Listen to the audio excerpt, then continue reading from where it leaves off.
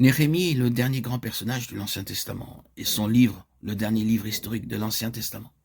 Ceux qui ne considèrent pas l'aspect chronologique des livres de l'Ancien Testament peuvent ne pas être tout à fait sensibles à ces faits.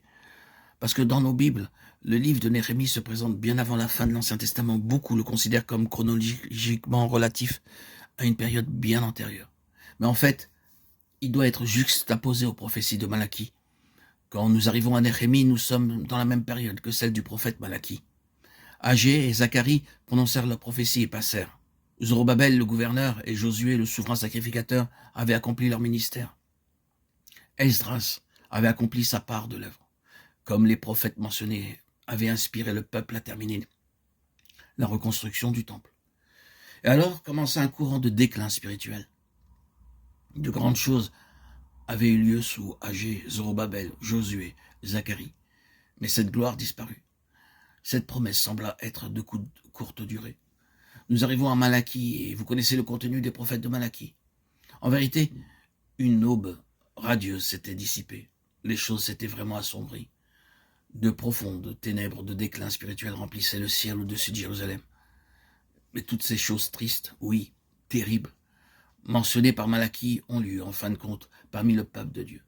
De sorte que, parmi le reste qui était retourné de captivité, il ne se trouvait plus qu'un reste du reste, ceux qui craignent l'Éternel, Malachie 3,16. Et ce fut dans ces conditions-là, au sein d'une telle situation, que Néhémie vint pour accomplir son ministère. Cet homme vint à Jérusalem et se mit à entreprendre ce qui est indiqué au début du livre qui porte son nom, la reconstruction de la muraille. Je crois que cela renferme une signification merveilleuse, oui, qui nous inspire. Savoir quand un jour, semblable à celui dans lequel Malachie prophétisa et prononça ces terribles paroles de la part du Seigneur, ce dernier n'a pas abandonné la partie. Le Seigneur agit encore.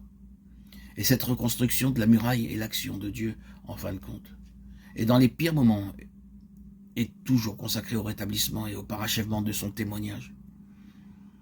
Il est très frappant que le livre de Néhémie, le dernier livre historique de l'Ancien Testament, et Néhémie, le dernier grand homme de l'Ancien Testament, soit marqué par le fait que Dieu agit de nouveau en relation avec son témoignage, dans un jour de déclin spirituel terrible.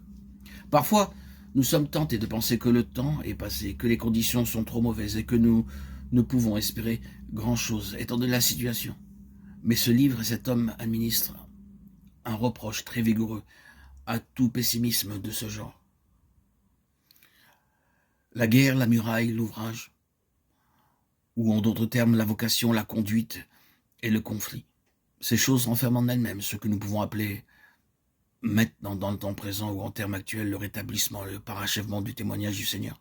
Car c'est là réellement ce qui se trouve devant nous en ce temps-ci. Et ainsi, nous pouvons placer sur toute cette question, ce petit fragment, un grand ouvrage. J'ai un grand ouvrage à exécuter. Et c'est avec ce grand ouvrage que nous serons occupés selon que le Seigneur nous conduira.